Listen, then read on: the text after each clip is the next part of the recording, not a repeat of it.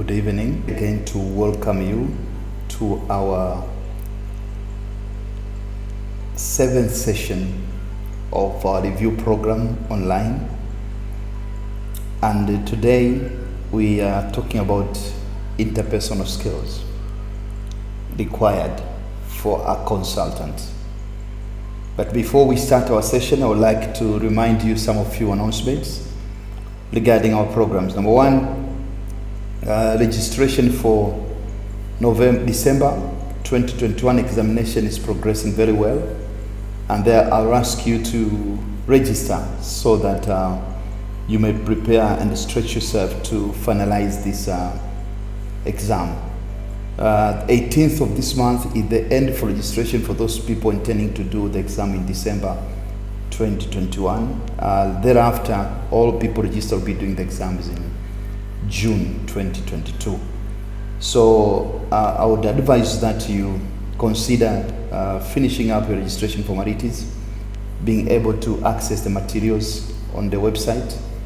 Please send an inquiry to us through www.imct.or.tz, info@imct.or.tz, and we shall be able to respond to your needs as fast as feasible. And the timetable for the program is still continuing. We have already covered Module 1, Module 2, and Module 3. The most interesting subject at this foundation stage is this issue of change management. It's better you see the lecture for this and get the glimpse, because that's core to the consulting. We have left you on Module 4, but we are continuing with Module 5. And we also started covering Module 6 in course of this presentation. So today we'll continue with our session, and in particular, interpersonal consulting skills. So I welcome you back. As introduction, we say consulting is about exchange of words, understanding the client, and narrowing the instruction to be able to deliver value to the client. It requires skill, exchange of words. The words require skill in not only managing conversation, but even how the way you respond to the question issues. You need to have conversation control, that is ability to have knowledge and skill on about doing conversation. So question is, what kind of interpersonal skill that you might be expecting from a consultant to be able to manage the interpersonal qualities? You need to understand the conversation control is the ability to manage conversation. It's not about manipulating. It's not about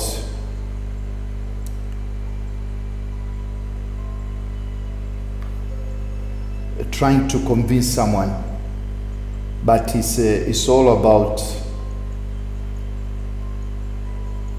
trying to have some skill and knowledge to make a difference. You need to understand the only way to understand what you say is how you say it, and seek to influence. Barack Obama used to say what you mean and mean what you say. That's typical what we're saying here. And you need to understand that it's likely that if other people see you behaving in a reasonable fashion, exercising control over what you say, they will respond in a positive way. But when you don't behave, when they see that you are unreasonable, they will hide a lot of information. Then your work will be very difficult.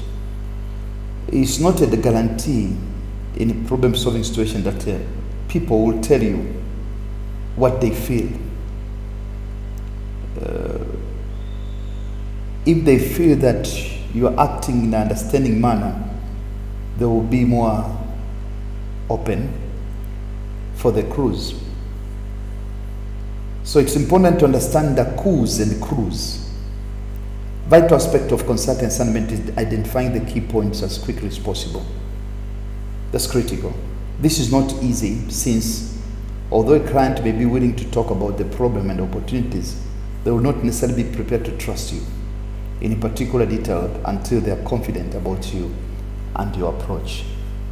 That's the only way they will look on what you really are intending, because they've met a lot of fake people, a lot of people who just want to waste their time. So how did they trust you? Now you need to build that kind of repertoire.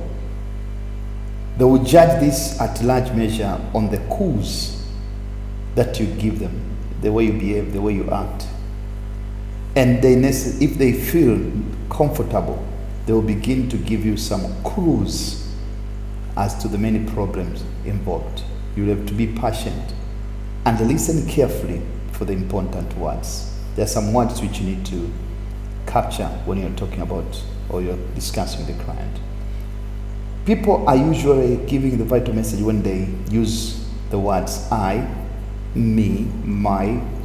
This is particularly so when associated with adjectives which is stress, concern, worries, excitement, distress, interest, or despair, we said. Sometimes the clues may not be so strong.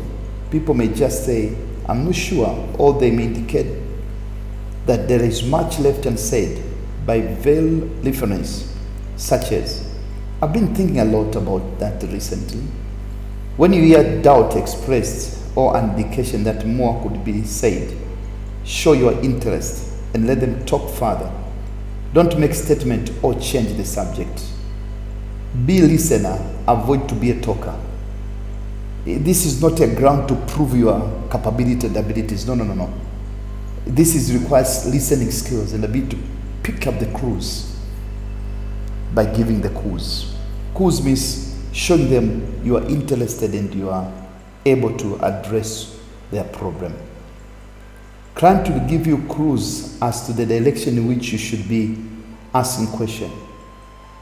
They may do this by emphasizing certain points or by prefacing what they are telling about, which with such words as urgent, important, vital, critical, and so on. So you need to be careful to listen to those words. These are more obvious clues, and it's more difficult to pick up these words that don't have such strong connotation.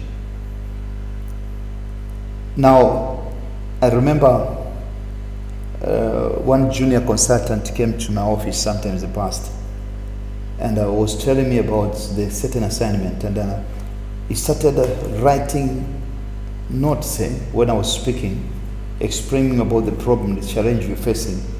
And when I was looking on the notes he was writing, I was like, can this guy read this note? So it's just writing for the sake of lack of confidence, showcasing that he cares. You need to be careful, because clients, when you show in a clue, clients will pick it up and then they will say, this is useless. This cannot achieve what you expected. So pick up the clues. Be capable listener. Be capable listener.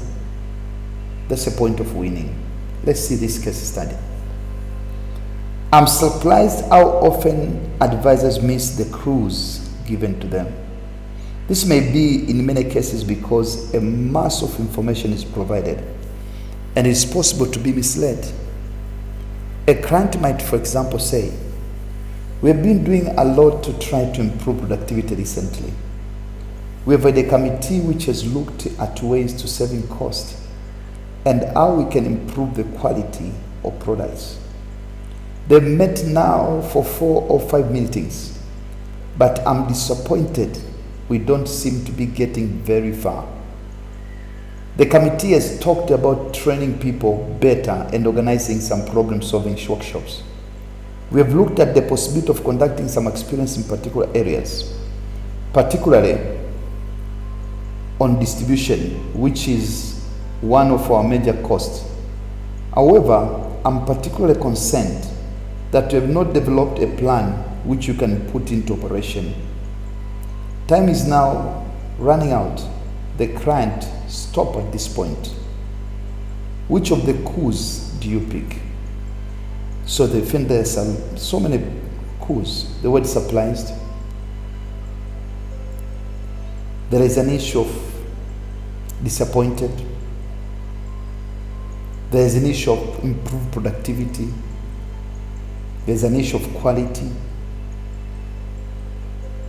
There's an issue of training. But also there's an issue of problem solving. There is a pinch in distribution. But also there is an issue of a plan. There's an issue of time. So you see some clues you can pick. So those are the areas you need to ask later after the client has stopped explaining further. And from there, he can see your point, he can see your understanding. Please make sure that you are not showcasing your ability and capabilities there. They know, that's why they picked you for the work.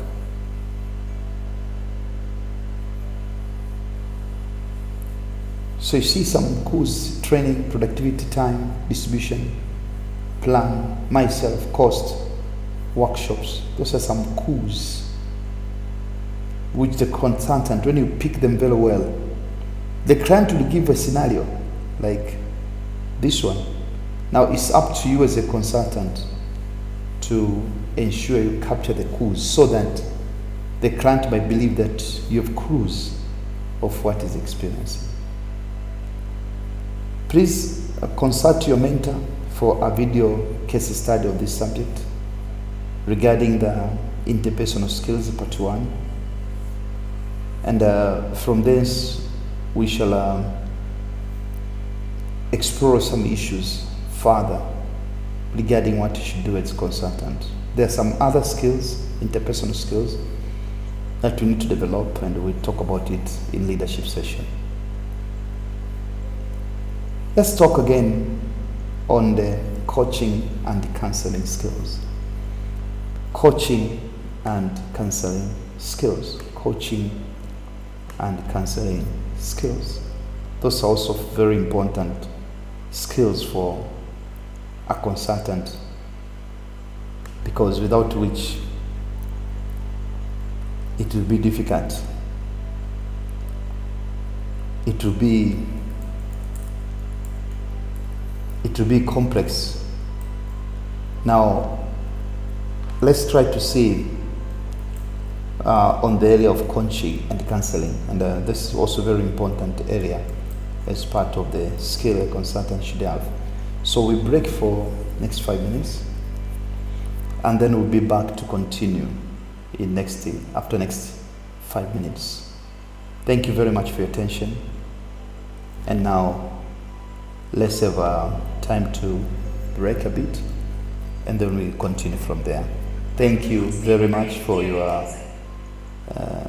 attention, and I believe that at least you are able to pick some clues from your cues.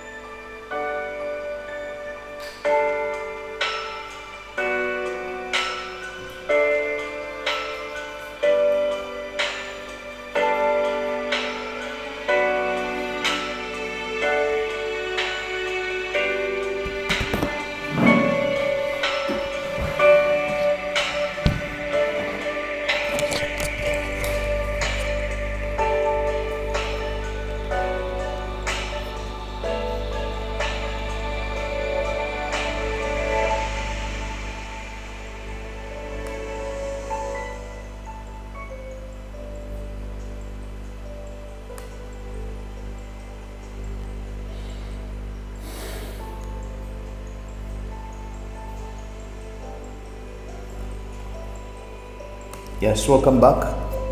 So let's talk about the coaching and the counseling skills for a consultant. As we said, consultant, you are a doctor to the organizational problems, and therefore you need to have multiple skills. This is a toolbox.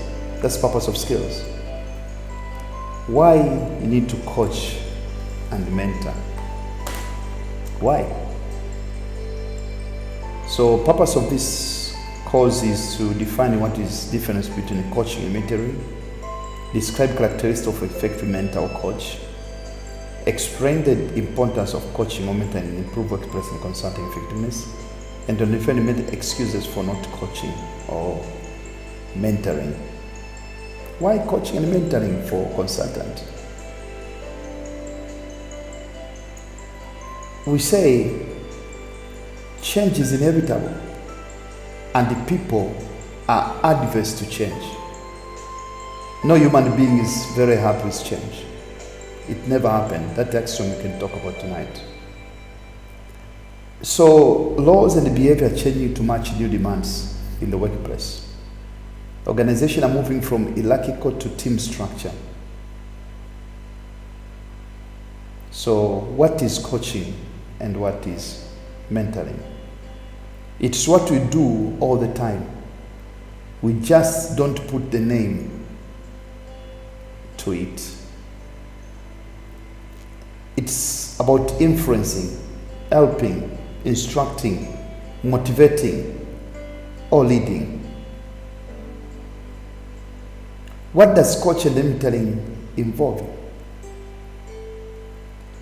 An activity in which a coach or mentor and individual work toward individual performance improvement. Always when you get a new employee or you are telling another staff, that's part of coaching and mentoring. It's about influencing another to behave the way is better for the role, helping, instructing, motivating, and leading. That's coaching. What are some other skills practiced by successful coaches and the so-called mentors? So these are the characteristics of an effective coach, or what we call mentor. So people think that those are different terms, but almost they're related. Every mentor is a coach, but not every coach is a mentor. So number one, if you want to be a good coach, you must have excellent communication skills. You must be able to communicate your mind clearly and succinctly to your subordinate. Number two, you must be motivated, not gloomy. You should be enthusiastic on what you want to go. You should be goal-oriented. You should be creative so that you may support another person, influence that person to see that there is an added advantage with you. But also, one thing which is very important based on my years of experience in consulting, you must be very, very patient to a certain degree. Don't expect that a child can be born within 1 month of pregnancy. Give time necessary for the growth and the recovery. So let's see some other characteristics of successful coach, or the so-called mentor, on which I would like you to do as an homework. And please discuss with your mentor, coach, to support you to make a difference. Benefits of coaching. Number one, all is about success. Number two, success. Number three, success. So it's all about success, success, and success. It's a win-win situation. It improves perception of the consultant who take an active role of coach or mentor. It increases business opportunities through success. There's some few excuses for people not to coach or to mentor as a consultant. Number one is that a consultant is not a coach. I'm not a mentor. I'm a consultant. Please understand that excuses you put are just roadblocks. There's nothing more. Excuses are a roadmap for failure. Let's see the opportunities for coaching and mentoring. And you'll know the cost of failing to coach and mentor. Recognize the opportunities for coaching and mentoring team members. Develop a strategy for orienting new team members. Explain the importance of developing team members' performance. So what are opportunities? Number one is when. Anytime a new team member comes on board, you as a team leader, you are offsite. The individual appear to be too dependent on you and the other team members. When changes take place in workplace, new process, policies, procedures are implemented, or a team member is failing or is displaying behavior to potentially fail, then you need to coach or to mentor a person to raise his standard to better. The goal is to build a team. You need to also coach and mentor yourself out of the job. Empower team members, allowing them to be independent when even not around. Minimize impact of changes in the workplace. Smooth implementation of new processes, policies, and procedures, but also eliminate the need for formal counseling and retraining, because coaching provides the necessary insight for that. Now, when you fail to coach, what happens? Failure. You'll be blamed. The blame game will shift. And a failure of your subordinate in one door will cause another door. And before you know it, you're crumbling down. You lose team members because they'll be frustrated. You lose revenue because nobody will hire you again because of incompetence. There are time lost, but also there will be loss of confidence in your credibility by management and other team members. So let's see the process. How do you do coaching or mentoring? How do you do it? And what you will cover is develop a systematic approach to coaching and mentoring using a formal 80-phase model. Set effective goals and objectives with your team members. Identify the source for individual development. Construct an action plan for individual development. Very critical. Now, 8-phase approach. Number one, phase 1, establish your goal. Phase 2, correct performance data of a person. Phase 3, analyze performance, a continuous process. Phase 4, review and modify performance goals as needed. Phase 5, identify developmental resources. And number 6, develop an action plan. And last one is implement the strategy you agreed for purpose of improving the capacity and capability of your team member. And last one is evaluate the performance. So those are the 80 stage of coaching or mentoring process. Let's see what kind of relationship can it come. And in this subject, to be able to apply communication process, explain how coaching and mentoring can aid in building a better relationship. Use your knowledge of communication to improve interpersonal relationship in the workplace. Learn to avoid the 9 deadly sins that affect relationship. Build a strong relationship with your team members, peers, and the boss. So let's see communication process. What is communication? It is a transmission of information from one group or individual to the next. That's communication. And it contains communication model. We say building solid two-way communication in your team cannot be overemphasized. Let's see communication model. So we start with an idea by sender. Always it will be received by noise unless it goes to the understanding. If that person you are sending a message is not understanding, it's a challenge. And then the channel kills message, then it decodes the message, then perform the task because they've understood the message. And then automatically feedback will come back to the sender. Hello, you say hello, it means you've understood. It will go through all this. There is a lot of noise because there's some other interpretation, etc. But also, if need be, you may give other additional feedback to the receiver. So let's see issue related to the better relationship. And as I said, your prior communication process, explaining coaching and mentoring can aid building better relationship. So how do you build better relationship? Use knowledge and communication to improve interpersonal relationship with force. Learn to avoid non-days that affect relationship. Be strong relationship with your team. So let's see the dead sin that affect relationship. This is very important for